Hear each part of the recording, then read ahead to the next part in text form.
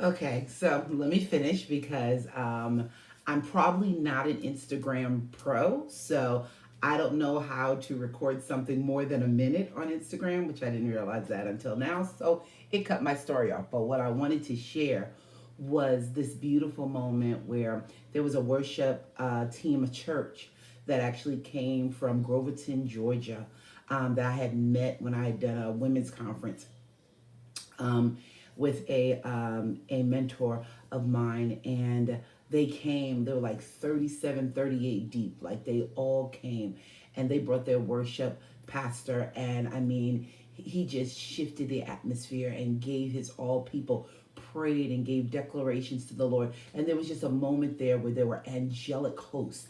I mean, I could see them. I could always feel them when we stepped on Black Lives Plaza. I could feel the very presence of the Lord. I knew there were angels there. Like I could just feel them. I was, I spend time with angels all the time, so I know when they're there. So I knew that they were surrounding the plaza.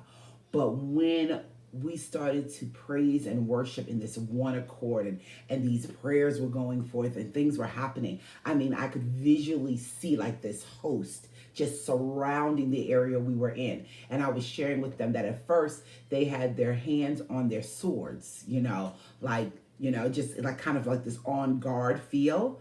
But as this worship, as this unified worship, as this unified sound went up, the angels just raised their hands. It was so miraculous and so beautiful in the spirit.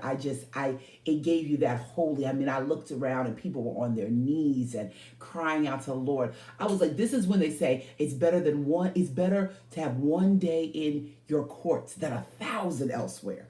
I mean, it just had that feeling of 1,000. We praised them till the sound system battery dried out. I mean, literally it cut off while we were still in the midst of praising, because it's better to have one day in his court, one day in his presence, than 1,000 elsewhere. I mean, that scripture just got up and leaped during that day. And so it was a beautiful time in the Lord. I literally did a turnaround. So I went to DC on Friday, spent that whole entire day, turned around, got back on the plane Saturday morning, went to worship, which was beautiful at the garden Saturday night. But Sunday, I was spent.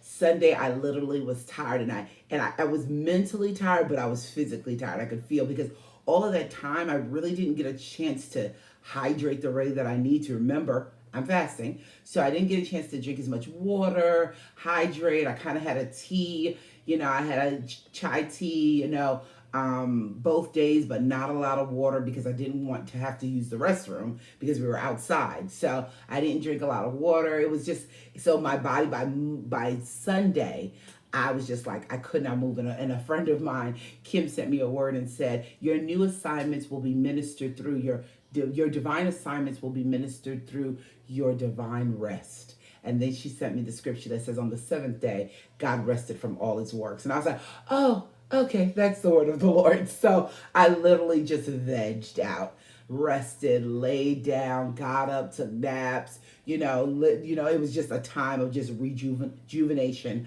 I could feel that there was a okay from the Lord to really rest. So I did want to catch up. I wanted to share these moments with you. This time of fasting has been such a revelation. There were times there when I was in DC, my friend was eating Five Guys hamburgers, and I was like, Lord, help me. And I got a green tea, and then, I just, there were those times where my mind mentally, I was so used to the habit of eating. It wasn't that my body was hungry to eat, but the habit of eating. You have this like habitual thing that you always eat. And so it was like building in, like it was going against the habit. What's so beautiful about fasting is that that voice of the Lord is amplified and the voice of your flesh is diminished. So though I could hear the habit calling, I could also hear the voice of the Lord saying, no, we're not doing this right now. Right now, I'm in full control. So it was a beautiful exchange. Well, I wanted to share that. I love you guys. Thank you continuously praying for me. Thank you for your patience where I haven't gotten a chance to tape, but know that I've been praying for you and that I'm still on the road to 40 days of fasting and prayer. God bless you.